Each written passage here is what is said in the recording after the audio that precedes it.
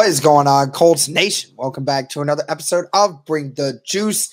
Guys, wanted to talk real quick about some of these rookies, guys who are making an impact, guys who really aren't making an impact.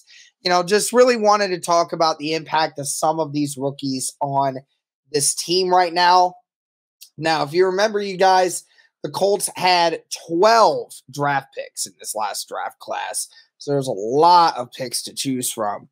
And unfortunately, there's a lot of guys that really ended up getting hurt. And that made it very difficult to really kind of talk about this list because Jake Witt, the last pick of the draft for them, is on IR. Titus Leo on IR. Evan Hall in the first game of the season ends up getting an injury that is now going to place him on IR. Daniel Scott gets placed on IR. So you just look at it and you say 4 of your final, final 6 picks ended up getting hit with injuries. And that really sucks because, there was a lot of guys that were going to play some pivotal roles, but you got a lot of guys out with injury in this draft class, so it has really drastically reduced the amount of usage that this draft class is able to contribute to. So this is a great video to talk about next year when this class gets healthy again and a lot of these guys start playing. So we'll still just talk about the guys who are healthy and we'll go forward from there. So far, first pick of the whole entire draft. We talk about Anthony Richardson. Clearly, he's making a big impact. He is the quarterback of the Indianapolis Colts. He is going to be the guy going forward.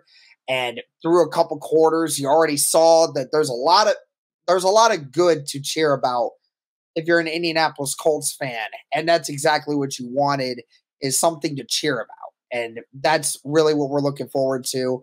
Glad to see Anthony Richardson being the quarterback going forward for this Indianapolis Colts team. They really need a new breath of fresh air, and he has been that. And hopefully we can continue to see him on the field a little bit more often. Hopefully he gets out of protocol and we can see him back on the field being that guy. Juju Brents, I would say, obviously, we've only seen him in one game. But Juju Brents was the quote-unquote best pure defender in the entire game between Indianapolis and Baltimore when it came to all defensive players. Juju Brents in one game has already eclipsed some of the highest weekly honors when it comes to playing at this level. And this guy is a rookie. And for a couple weeks, they said that he really wasn't ready to play the game of football, both from a mentality standpoint and from a schematic standpoint. But he went out there because Darryl Baker was not doing the job very well, went out and immediately made his presence felt. We saw what Juju Brents did against Baltimore, had a couple really good tackles, was flying all over the field, forced a fumble and recovered that same fumble. So there's a lot to like about Juju Brents and what he can become as an Indianapolis Colt. That's going to be the big one. Josh Downs, we've been talking about Josh Downs ever since we drafted him. He has the second most receptions on the team so far, 15 catches for 124 yards. Not quite where we want him to be, but we think as the system continues to grow, Josh Downs will get more of those. His production has increased by the week. Had 3 catches for 30 yards against Jacksonville, 4 catches for 37 yards against the Texans, and had 8 catches for 57 yards against the Ravens. He had the second most, I think he had the second most receptions of anyone. I think it's been that way for practically most of the year so far. So Josh Downs really is implementing himself as, that guy, that go-to guy trying to move the chains.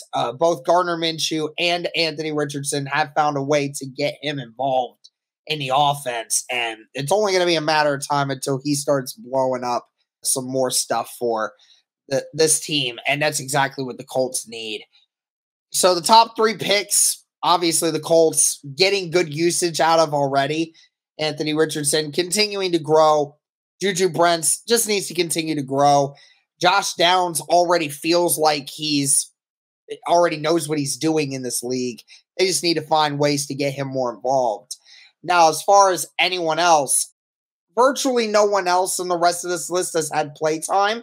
Blake Freeland hasn't had a chance to play because he's the backup tackle, and the tackles have been fine for the Colts so far. Adetomiwa has basically been a healthy scratch for the first couple weeks of this season. Not sure if we're going to ever see him this year, unless we start seeing some injuries on the defensive line, which we really hope we don't. Obviously, Darius Rush, he got cut before training camp ended. It was a big shocker to everyone. So definitely an eye-opener for a lot of people. And, of course, the only other guy here that I can really mention is Will Mallory, the tight end out of Miami. He had a couple games. He didn't play in the first game against the Jacksonville Jaguars. In the second game, he was the third leading receiver for the Indianapolis Colts, had 2 great catches from Gardner Minshew in that game that helped move the chains and helped set up some scoring drives.